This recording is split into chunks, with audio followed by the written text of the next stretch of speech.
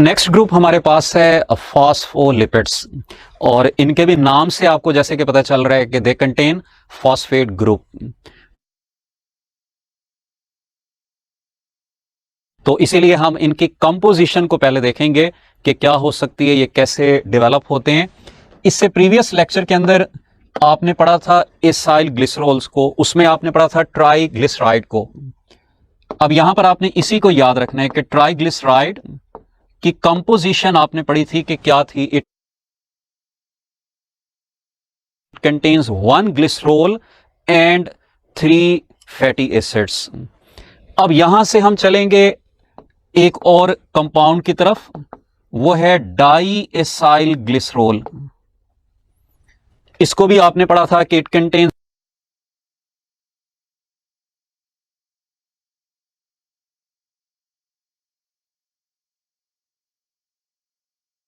1 glycerol and 2 fatty acids.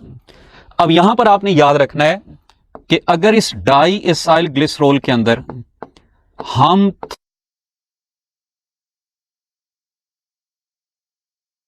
Third fatty acid की जगह पर फास्फोरिक एसिड को ऐड कर दें, तो फास्फोरिक एसिड को ऐड करने के बाद जो कंपाउंड बनेगा उसको हम कहेंगे फॉस्फेटिडिक एसिड।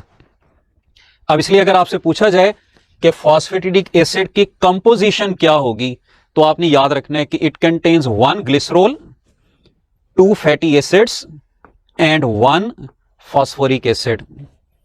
और अगर इस फॉस्फोरिक एसिड के साथ नाइट्रोजनस बेस भी अटैच हो जाए तो तब जो कंपाउंड बनेगा उसको हम कहेंगे फॉस्फोलिपिड। यानी अब आपने याद रखना है कि जो फॉस्फोलिपिड है इसके एक्चुअली 4 कंपोनेंट्स होंगे।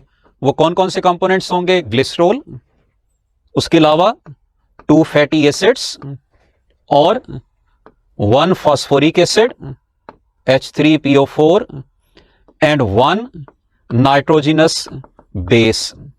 यहां पर आपने याद रखना है कि जो नाइट्रोजनस बेसेस हैं ये न्यूक्लिक एसिड से डिफरेंट होंगे। न्यूक्लिक एसिड में तो आपने पढ़ा था एडेनिन, गुआनिन, साइटोसिन, इनको, और वो सारी की सारी थी रिंग फॉर्म के अंदर। यहां पर मौजूद होती हैं स्ट्रेट चेन की फॉर्म में, और 4 तरह की बेसेस हैं जो यहां पर प्रेजेंट हो सकती हैं। वो 4 बेसेस कौन कौन सी हैं? Number 1 choline, number 2 ethanol amine, number 3 serine और नंबर 4 इनोसिटोल। ये 4 तरह की बेसेस हैं जो फॉस्फोलिपिड्स के अंदर प्रेजेंट हो सकती हैं। तो आप कह सकते हैं कि फॉस्फोलिपिड्स को हम एक तो क्लासिफाई करते हैं इन नाइट्रोजनस बेसेस की बेस पर कि 4 तरह की बेसेस हैं तो 4 तरह के फॉस्फोलिपिड के मॉलिक्यूल्स बनेंगे। दूसरा हम इनको क्लासिफाई कर सकते हैं on the base of type of fatty acid, कि यहां पे स्ट्रेट चेन फैटी एसिड है या ब्रांच चेन है, सैचुरेटेड है या अनसैचुरेटेड है, मोनो अनसैचुरेटेड है या पॉली अनसैचुरेटेड है, 6 कार्बन का है या 8 कार्बन का है। तो इसकी बेस पर इनको क्लासिफाई किया जाता है। यहां पर हम जो सबसे कॉमन एग्जांपल पढ़ते हैं इसकी, वो है फॉस्फेटिडाइल कोलीन, जिसके अंदर कोलीन नाइट्रोजनस बेस के तौर पे मौजूद होगी, और इसके लिए कॉमन नेम हम यूज करते हैं लेसिथीन का।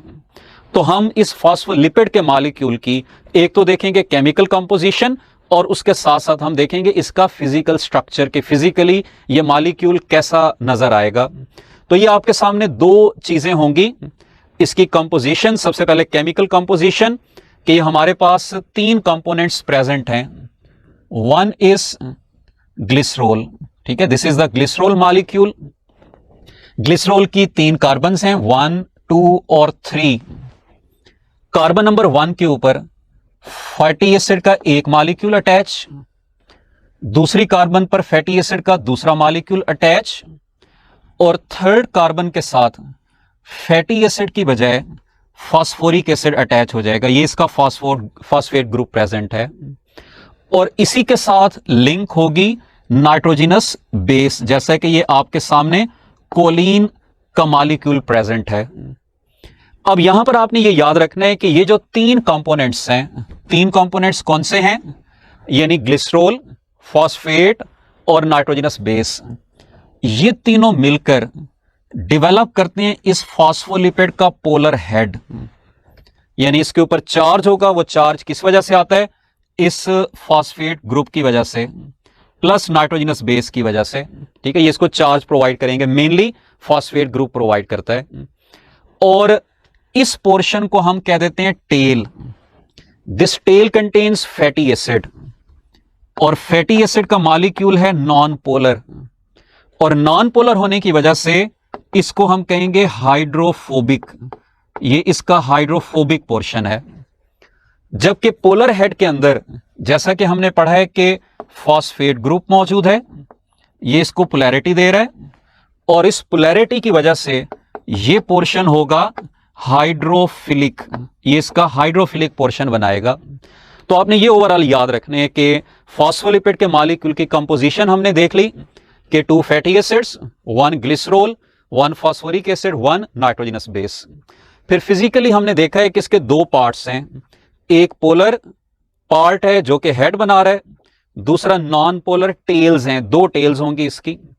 Tales are made up of fatty acid, ये होंगी हाइड्रोफोबिक, और हेड्स फॉस्फेट ग्रुप रिप्रेजेंट करेगा, ये होंगे पोलर और हाइड्रोफिलिक।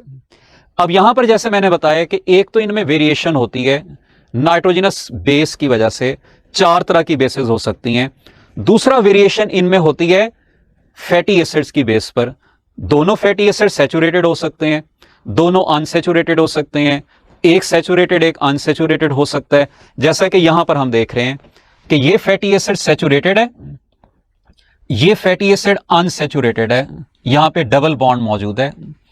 अब जिस जगह पर डबल बॉन्ड मौजूद होता है वहां पर ये किंक प्रोड्यूस होता है, बेंड प्रोड्यूस होता है, इसको हम किंक कहते हैं। तो इसलिए अगर हम इस मॉलिक्यूल को रिप्रेजेंट करेंगे तो it will be like this.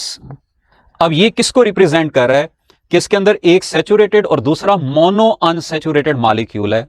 तो आपने जरूरी नहीं कि आप ये समझें कि ये बस यही टाइप होती है, डिफरेंट टाइप्स हो सकती हैं।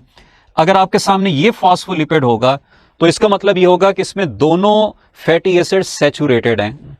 अगर आपके सामने ये मॉलिक्यूल प्रेजेंट होगा तो इसका मतलब ये होगा कि इसके अंदर दोनों फैटी एसिड मोनो अनसैचुरेटेड हैं। अगर आपके सामने ये मॉलिक्यूल होगा तो इसका मतलब होगा सैचुरेटेड, इसका मतलब होगा कि ये पॉली अनसैचुरेटेड है। अगर मल्टीपल बैंड्स होंगे तो ये पॉली अनसैचुरेटेड को रिप्रेजेंट करेगा। अब यहीं से आगे अगर हम चलें तो आपने ये अरेंजमेंट सेल मेम्ब्रेन के अंदर पढ़ी है, और वहां पे इस तरह के मॉलिक्यूल्स को आपने पढ़ा है। तो फॉस्फोलिपिड्स का रोल आपने याद रखना है, ऑलरेडी पढ़ा हुआ है। क्या होता है? These form lipid bilayer in all kinds of membranes, चाहे वो प्रोकैरियोटिक मेम्ब्रेन्स हो या यूकैरियोटिक मेम्ब्रेन्स हो।